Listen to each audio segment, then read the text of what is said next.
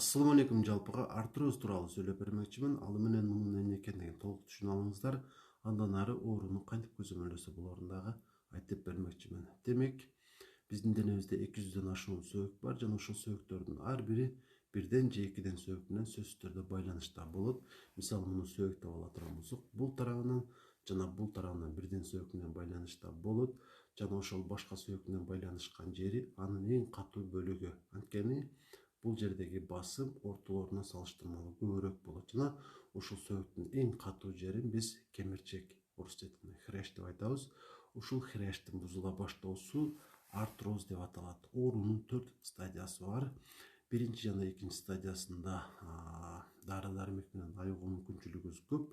Ал эми 3-чү, 4-чү стадияга өткөндөн кийин операция жолу менен гана айыгуу мүмкүнчүлүгү калат. Андыктан биринчи жана экинчи стадияда болсоңуз 3кө өткөрбөгөнү аракет кылыңыздар.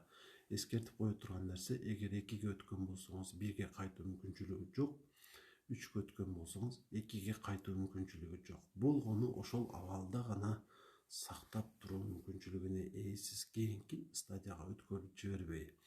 Анан сизге эң чоң жардам бере ала турган албетте бул дарыгер, ортопед жана ревматолог. Эч кыр дегенде бир жылда бир жолу ушул врачтардын көзөмөлүндө болуп турушуңуздар керек болот. Анан алар эң көп сиздерге сунуштаган дарылар булар НПВС жана хондропротекторлор.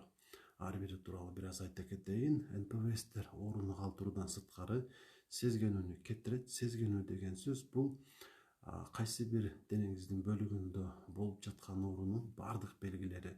Ушул оорунун бардык белгилерин кетирүүгө жөндөмдүү болгон дарылар албетте бул НПВСтер. Андыктан ушул дарылар сунушталса, айтканынча сөзсүз түрдө колдонушуңуздар керек болот ушул дарыларды. Анан хондропротекторлор болсо, ошол сиздеги кемирчектин андан ары бузулуусун токтотуп турат.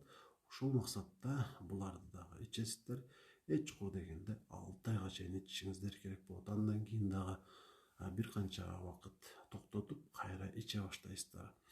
Анан дарылар жөнүндө маанилүү эскертме: эгерде кайсы бир дарыны колдонуп турган болсоңуз, ал дарыканада сатылган гана дары болуш керек. Анткени дарыканада сатылган дарылар гана сертификатталган жана адамдын организми үчүн пайдалуу экендиги тастыкталган. Башка интернет блогтарында же башка адамдар тарабынан сунушталган дарылар булар ишенимге арзыбайт, ден соолукка пайдасы дагы таптакыр жок. Андыктан ошол дарыканада сатылган гана дарылар менен чектелиңиздер. Анан алардан коркпоңуздар. Анткени эгерде кандайдыр бир олуттуу зыян болгондо, ал жерде алар турмак эмес.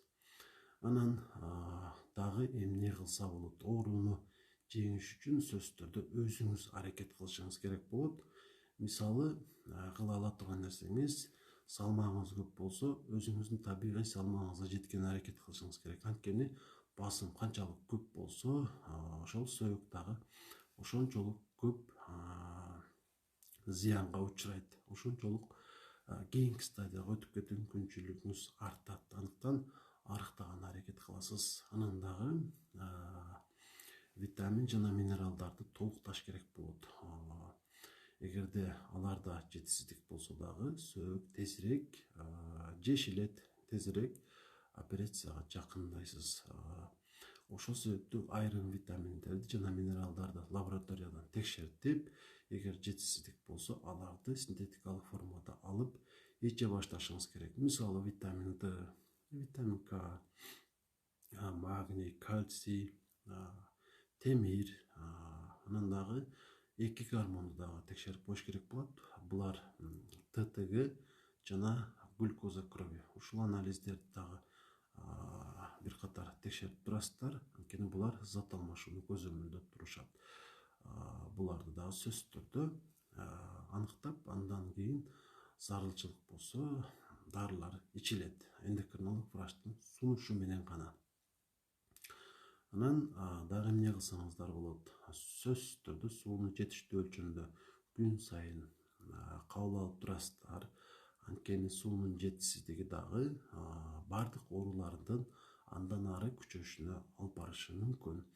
Анан азыркы учурда өтө көп айтылып жаткан гиалуроновая кислота деген ушул заттын жетиштүү өлчөмдө организмде кармалып турушу үчүн дагы сууну жетиштүү өлчөмдө ичишибиз керек. Анткени эгерде суу жетишсиз болсо, гиалуроновый кислота дагы азаят. Эгер ал азайса, оору көбүрөөк тезирээк күчөйт десем жаңылышпаган болом. Анан гиалуроновый кислота жөнүндө бир аз айта кетейин. Бул организмдин өзүндө пайда боло турган жана ашыкча тура албай турган зат. Эгерде организмде ашыкча болсо, ал дароо сыртка чыгарылат. Анан улам жаш өдөлгөн сайын ал азаят деген сөз дагы туура эмес, бул жалган. Андайга таптакыр ишенбеңиздер. Дайыма бир өлчөмдө ал организмиңизде кармалып турат, ашыкчасы сыртка чыгарылат. Эгер жетишсиз болуп жаткан болсо, кошумча сөзсүз түрдө пайда болот. Бир гана учурда ал азайышы мүмкүн. Ошол суу жетишсиз болсо, андыктан сууну дагы жетиштүү өлчөмдө ичип турушубуз керек болот. Бир күндө эч курда дегенде 1 литр. Бул чай, кофе же башка суусундуктардан сырткары таза суунун өзү. Ушул аргалардын негизинде сөзсүз түрдө ооруну көзөмөлдөй аласыздар. Жана эгер биринчиде болсоңуз, экинчиге, 2де болсоңуз 3кө өткөрбөй организмди жакшы сактап туруу мүмкүнчүлүгүнө ээ болосуз. Дагы да көбүрөөк ушул ооруну кантип көзөмөлдөсө болоорун билгиңиз келсе, сөзсүз түрдө кайрылсаңыздар болот. 1 айдын ичинде сизге оорудан кантип ушундай кийинки стадиясын өткөрбөй сактап турса болоорун толук үйрөтө алам. Анан дагы айта кете турган нерсе, айыгуу бул ооруканада 10 күн жатып чыгуу эмес. Айыгуу бул эмгек, өз алдыңызча аракет кылып гана ооруну жеңе аласыздар. Маалымат сиз үчүн кызыктуу болгон болсо, сөзсүз түрдө өзүңүздү сактап алыңыз и башкалар менен дагы бөлүшүп коюңуздар. Бөлмө суук болгон үчүн үнүм бир аз каргылданып калды, аны туура түшүнөсүздөр.